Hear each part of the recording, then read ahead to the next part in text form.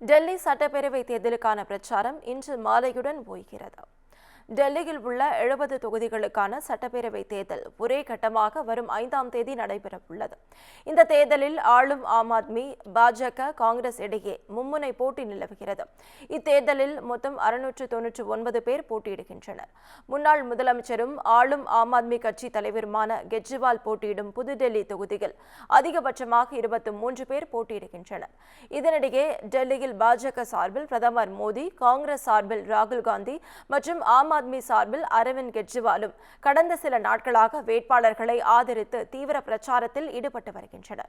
இந்நிலையில் இன்று மாலையுடன் பிரச்சாரம் ஓயும் சூழலில் அரசியல் கட்சிகள் இறுதிக்கட்ட வாக்கு சேகரிப்பில் தீவிரமாக ஈடுபட்டிருக்கின்றன.